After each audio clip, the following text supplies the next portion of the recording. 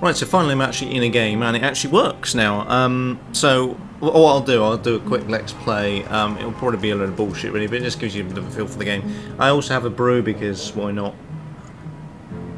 It's kind of customary. I also have some bunny biscuits I think as well. Yeah, I'll have a couple of they. I've got actually polished them off. I was going to polish them off yesterday, but right.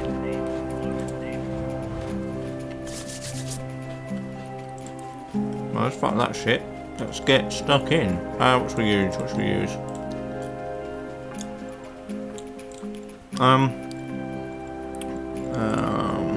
Let's just use that solid yellow. I'm also going to sandbox this mainly because I don't have to worry about money and shit. Oops. Ah, fuck's sake. Here we go. Who's that? Yep, let's go in. So while it's loading, it is a good game. It really is. It's just a bit of a pain with the always online DRM thing. Because you have to play it online, it's kind of ruined the experience, really. Which is kind of a bit of a bugger because it really is a good game. It's just that they really didn't need to worry about the DRM stuff because as we've already seen and as we knew was going to happen anyway, the pirates have managed to crack it anyway. So there's no point. I don't see why game developers are so interested in worrying about. This is bullshit. I don't want to do that. Worrying about people pirating their games. I mean, if people pirate your games, that's fine. Just give them something back that means that they won't pirate it. That's just as simple as that. What I'm going to do is I'm just going to create a bullshit road here. So as you see, it actually automatically creates like bridges and shit. So that'll do. I'm not really too sure what the plan is for this because I'm really not interested. Like that. But as you can see, there's got guides on it for roads, so there's not really that much. It's not too dissimilar to SimCity 4, really, if we're being honest. So let's zone some areas here. I think one of the only differences is zoning doesn't cost you any money. So before, zoning used to cost I can't remember how much it was, and they used to be able to zone different densities as well. But they've kind of taken a leaf out of Cities XL's book. If you've got Cities XL 2012 is worth getting if you're sort of thinking, well, I don't want to deal with EA's bullshit DRM. Get Cities XL because Cities XL is actually pretty good.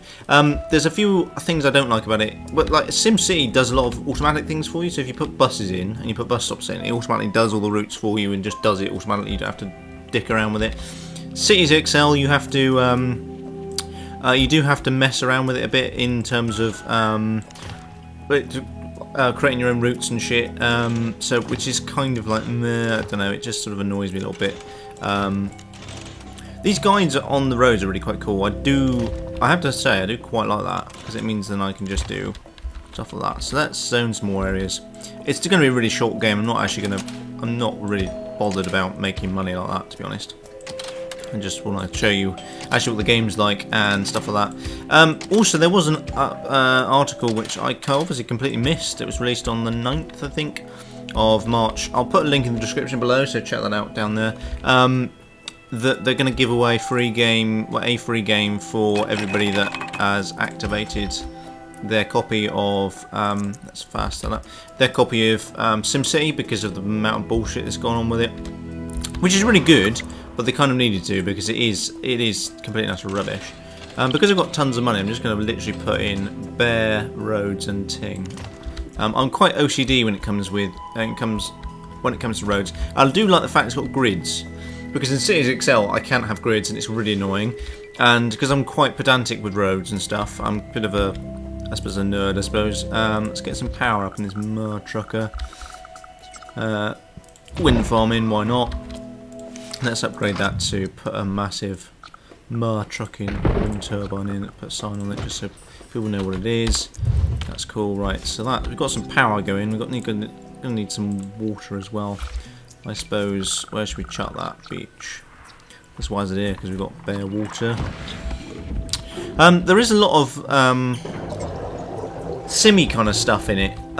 So for instance, we can do stuff like this. I know you could do it within SimCity 4, but this is kind of a bit better, I think. It just sort of seems to be a bit more infographic-y and shit.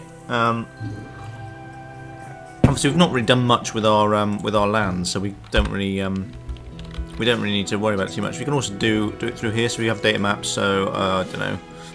And there's nothing here. I mean, stuff like coal maps is quite cool. We've got a big coal there. We've got a bit of ore over there, so we can actually do stuff like